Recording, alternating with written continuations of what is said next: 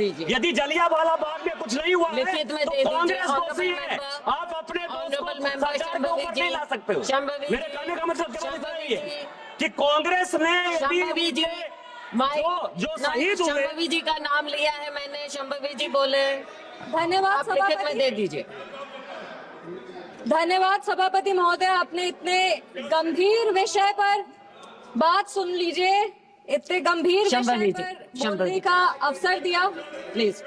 इस मौके पर हम आभार व्यक्त करेंगे हमारे पार्टी के राष्ट्रीय अध्यक्ष श्री चिराग पासवान जी का, क्योंकि दोनों तरफ से देख रहे हैं कि बहुत कद्दावर, बहुत सीनियर नेता संविधान के चर्चे पर बोल रहे हैं, पर एक पहली बार जीत कर आई हुई महिला युवा सांसद को संविधान के चर्चे पर बोलने का मौका दिया। इसके लिए हम हमारे राष्ट्रीय अध्यक्ष श्री चिराग पासवान जी के आभारी हैं। इस सदन में सबसे युवा सांसद होने के नाते हमें गर्व की अनुभूति हो रही है कि हम उस वर्ष इस सदन में शपथ लिए जिस वर्ष संविधान अपना 75वां वर्ष का उत्सव मना रहे हैं। सोशियोलॉजी की छात्रा रहे हैं, कॉलेज में सोशियोलॉजी को संविधान को एकेडमिकली और थ्योरेटिकली पढ़ने का मौका मिला है, पर 24 जून को जब इस सदन में हमने शपथ ली थी तो संविधान को अपना प्रेरणा मान करके, प्रेरणा स्तोत्र उससे प्रेरणा ले करके अपने कार्यों में भी संविधान को ढालने का मौका मिला है। महात्मा गांधी जी ने भारत के संविधान के विषय में 1931 में कहा था, I shall strive for a constitution which will release India from thraldom and patronage.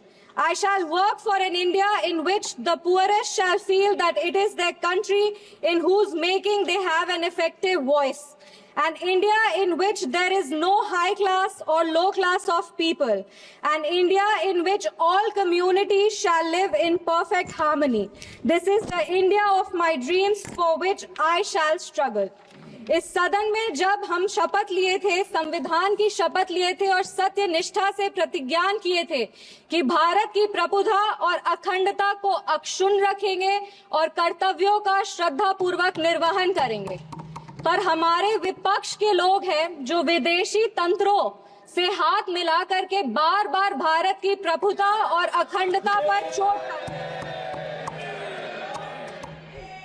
एक तरफ जहां मोदी जी की कार्यकाल में एफडीआई बढ़ा है, जो फॉरेन डायरेक्ट इन्वेस्टमेंट है, वहीं पे इतने ही वर्षों में कांग्रेस का एसडीआई जरूर बढ़ गया। अब एस उसमें क्या है, उसका नाम लेंगे तो हल्ला हंगामा हो जाएगा, इसीलिए आप लोग खुद ही समझ जाइएगा। ये वही बात हो गया, हिंदी का एक मुहावरा है, मुंह में राम बगल में छुरी, पर ये भी विपक्ष पे सही नहीं बैठता है, क्योंकि विपक्ष तो प्रभु श्री राम का नाम ही नहीं ले सकते, पर छुरी लेकर के बार बार संविधान की हत्या जरूर करने का कोशिश करते हैं। इसीलिए हम लोग कहते हैं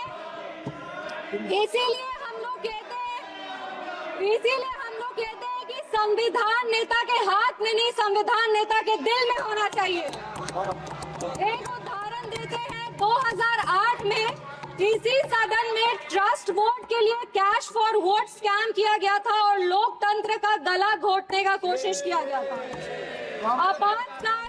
आपातकाल इमरजेंसी के में जिस तरह से संविधान का चीरहरण हुआ था वो हम सब ने देखा था, और हम तो बिहार की बेटी हैं। बिहार के एक पुत्र थे जयप्रकाश नारायण जी, जिन्होंने इसी दिल्ली में रामलीला मैदान में राष्ट्रकवि रामधारी सिंह दिनकर की एक कविता पढ़ी थी, सिंहासन खाली करो कि जनता आती है। उसने कांग्रेस की जड़ों को हिला दिया था और भारत में एक नई क्रांति का आह्वान किया था।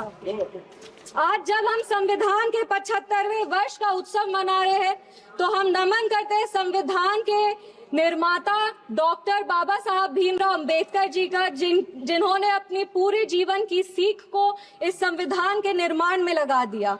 लेकिन कांग्रेस ने उनका अपमान करने से वो कभी नहीं चूके। जिस संविधान सभा सेंट्रल हॉल में संविधान पे चर्चा हुई, संविधान लिखा गया, उस सेंट्रल हॉल में बाबा साहब की चित्र तक को इन्होंने लगने नहीं दिया। इनके कार्यकाल के 2 प्रधानमंत्री ने खुद भारत रत्न लिया सर मैम, लेकिन बाबा साहब को भारत रत्न नहीं देने दिया। मैं नमन करती हूँ उन सभी संविधान सभा के सदस्यों का जिन्होंने 2 साल 11 महीने और 17 दिन में इस संविधान को आकार दिया। बिहार के, इस देश के पहले राष्ट्रपति और संविधान सभा के अध्यक्ष डॉक्टर राजेंद्र प्रसाद जी का और संविधान सभा के सबसे पहले अध्यक्ष सच्चिदानंद सिन्हा जी का, जिन्होंने मिल करके इस संविधान के निर्माण में अपनी पूरी जीवन लगा दी। संविधान, विपक्ष को कहना चाहेंगे कि संविधान सिर्फ आर्टिकल्स और प्रिंसिपल्स नहीं है, ये एक ग्रंथ है, ये आम आदमी का भरोसा है, ये आम आदमी की आस है, ये इस देश के नागरिक को वो महसूस कराता है कि वो स्वतंत्र है, सशक्त है और सुरक्षित भी है। इस संविधान की ताकत ही है कि आज इस 25 साल की युवा महिला सांसद इस सदन में महिलाओं की आवाज बनी है। ये संविधान की ताकत है कि इस देश के सबसे उच्च पद पर एक आदिवासी समुदाय की महिला विराजमान है। ये संविधान की ताकत है कि हमारे प्रधानमंत्री एक गरीब परिवार के सदस्य हैं और इस संविधान की ही ताकत है कि जननायक कर्पूरी ठाकुर जैसे व्यक्ति जो एक पिछड़े वर्ग से आते थे वो बिहार प्रदेश जैसे राज्य के मुख्यमंत्री बने। पर अब जब बिहार की बात कर रहे हैं तो हम जरूर इस सदन के संज्ञान में लाएंगे कि विपक्ष दल का एक शासन आया था जब बिहार में जंगल राज आ गया था। उस जंगल राज में हर वो कार्य हुआ, उस जंगल राज में हर वो कार्य हुआ जो संविधान का उल्लंघन था, संविधान के निर्माताओं के विचारों का उल्लंघन था। बिहार उस समय दंगों और अपहरण का गढ़ बन गया था। हम आभार व्यक्त करेंगे हमारे यशस्वी प्रधानमंत्री श्री नरेंद्र मोदी जी का, हमारे माननीय मुख्यमंत्री श्री नीतीश कुमार जी का और हमारे पार्टी के राष्ट्रीय अध्यक्ष श्री चिराग पासवान जी का, जिनके अथक प्रयासों के वजह से आज संविधान के उसूल बिहार में कायम है।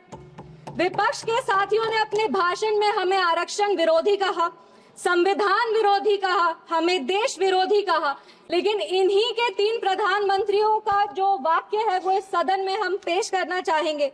सबसे पहले जवाहरलाल नेहरू जी ने 1961 में लिखा था, I do not like reservation in any form, especially reservation in jobs. I am against any such step that promotes inefficiency and takes us towards mediocrity.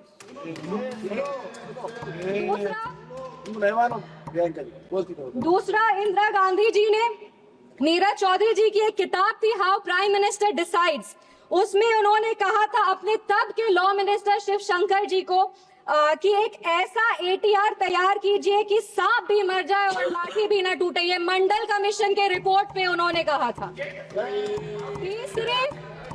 तीसरी राजीव गांधी जी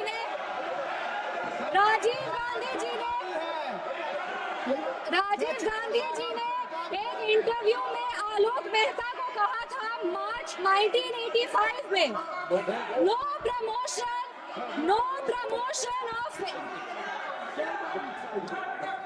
राजीव गांधी जी ने एक इंटरव्यू में जर्नलिस्ट आलोक मेहता को कहा था मार्च 1985 में कि no promotion of idiots in the name of reservation and that promoting idiots in the name of reservation would harm the entire country. ये इनके 3 प्रधानमंत्री थे और देश 37 साल इनके प्रतिनिधित्व में था और इन्हें लगता था कि आरक्षण से इस देश में सेकेंड ग्रेड सिटीजन आते हैं।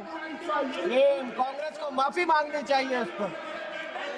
आप बात करते हैं सेक्युलरिज्म की, तो एक आंकड़ा भी पेश करेंगे। जवाहरलाल नेहरू जी के कार्यकाल में 16 राज्यों में 243 सांप्रदायिक दंगे हुए। इंदिरा गांधी जी की कार्यकाल में 15 राज्यों में 337 सांप्रदायिक दंगे हुए और राजीव गांधी जी के कार्यकाल में 16 राज्यों में 291 सांप्रदायिक दंगे हुए। ये कैसा सेक्युलरिज्म का परिभाषा है, हमें तो समझ नहीं आता। एक और बात कहेंगे, कहानी सुनाएंगे। 1984 में जब सिख रायट हो रहा था, 1984 में जब सिख रायट हो रहा था तो एक सिख समुदाय के व्यक्ति एक दलित नेता के घर में रक्षा पाने के लिए गए थे, एक पनाह मांगने गए थे। उस दलित नेता के घर को जला दिया गया था। वो दलित नेता कोई और नहीं, हमारे पार्टी के संस्थापक श्रद्धेय रामविलास पासवान जी थे, जिनके घर को 1984 में जला दिया गया था। आप बात करते हैं संविधान की और सेंटर स्टेट रिलेशन की, तो बता दें कि इंदिरा गांधी जी की कार्यकाल में 11 साल में 35 बार राष्ट्रपति शासन लगाया गया।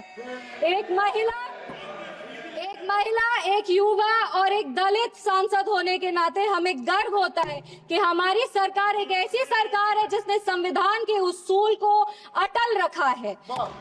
हमारी सरकार ने संविधान को मजबूत करने का काम किया है। पिछड़े 2 मिनट बस खत्म करें।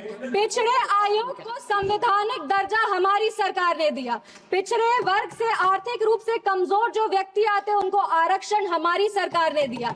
इनके पास महिला प्रधानमंत्री थी, पर हमारे प्रधानमंत्री ने नारी शक्ति वंदन अधिनियम ला करके 33% आरक्षण दे करके महिलाओं के आवाज को अगर मजबूती किसी ने दी है तो वो हमारे यशस्वी प्रधानमंत्री श्री नरेंद्र मोदी जी। 1 मिनट। एनडीए की सरकार ने बिहार में हमारे प्रधानमंत्री, हमारे माननीय मुख्यमंत्री श्री नीतीश कुमार जी और हमारे पार्टी के राष्ट्रीय अध्यक्ष श्री चिराग पासवान जी के नेतृत्व में संविधान के सभी प्रावधानों को मजबूती से वापस लाए हैं और यही प्रयास करते हैं कि संविधान को अपना प्रेरणा मानकर योजनाएं बनाए जो हर वो नागरिक तक पहुंचे जो जरूरतमंद है। अंत में अपने वाणी को 4 पंक्ति पढ़ के बैठ जाओ दादा, 4 पंक्ति पढ़कर अपने वाणी को विराम देंगे। हर रंग को खुद में समेट कर जो बेखौफ खड़ा है, जाति और धर्म के दायरे से जो आगे बढ़ा है, नैतिक, निष्पक्ष, समावेशी संविधान ही है वो जो 75 वर्षों बाद भी सहज खड़ा है। धन्यवाद। जय हिंद, जय बिहार।